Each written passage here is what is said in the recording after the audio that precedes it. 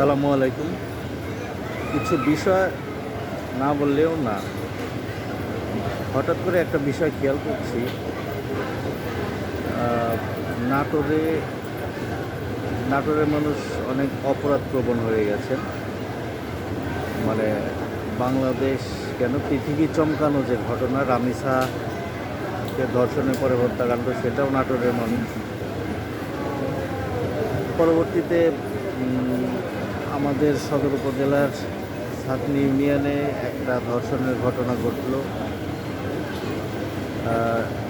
সেটা তো নাটোরে। আবার কোথায় জানি খবরে পড়লাম, আর একটু ইয়ের দিকে গুরুদাসপুরের দিকে ধর্ষণের ঘটনা ঘটল, ধর্ষণের চেষ্টা আর কি। এটা তো নাটোরের মধ্যেই। আবার সবচাইতে অমানবিক বিষয় হচ্ছে, গতকালকে বা পরশু দিন এরকম হবে, একটা বাচ্চা অসুস্থ, গরিব মানুষ, তার মা চিকিৎসা করতে পারতেছে না, মেডিকেলে ভর্তি আছে, ওষুধ কেনার টাকা পাচ্ছে না। তো কি বলবো, সুইপার মেয়াতুর কত বড় সাহস চিন্তা করেন।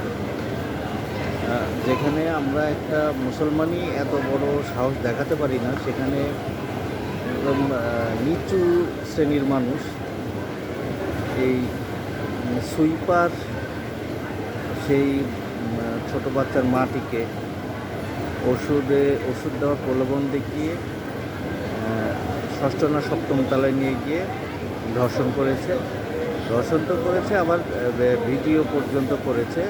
ভিডিও করে আবার ব্ল্যাকমেল করার চেষ্টা করতেছে।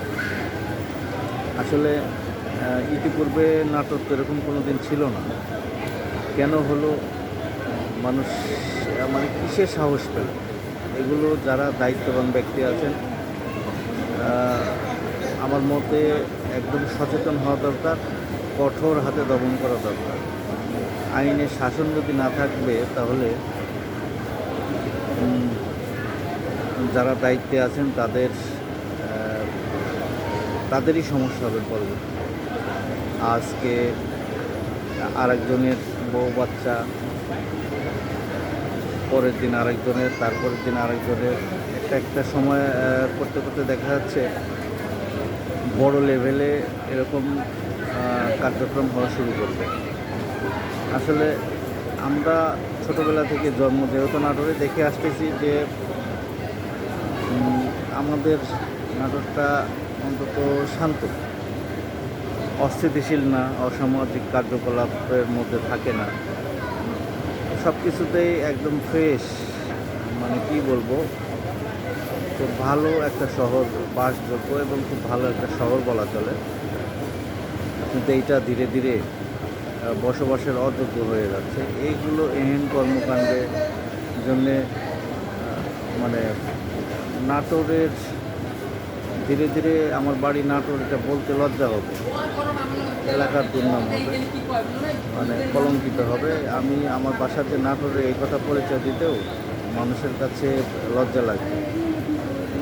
তো এই প্রতিরোধটা শুধু দায়িত্বশীল যারা ব্যক্তি আছেন তাদের দ্বারাও যে একা কন্ট্রোল করা সম্ভব সেইটা না, আমাদের জনগণকেও সচেতন হতে হবে, সামাজিকভাবে প্রতিরোধ গড়ে তুলতে হবে। তাহলে এইটা আমার মতে আসলে প্রতিরোধ করা সম্ভব, নির্মূল করা সম্ভব। জানি না আরও কত ঘটনা ঘটবে, আরও কত কলঙ্কিত হবে, কত লজ্জা পেতে হবে জানি না। তবে আমি চাই নাটোরে আইনের শাসন ফিরে আসুক, সমস্ত অপকর্ম দূর হোক, সুন্দর সুস্থ বসবাসের যোগ্য একটা নাটোর এক কথায় বাংলাদেশের বুকে শ্রেষ্ঠ একটা জেলা হিসাবে পরিচিতি পাবে। সবাইকে ধন্যবাদ। আসসালামু আলাইকুম ওয়া রাহমাতুল্লাহ।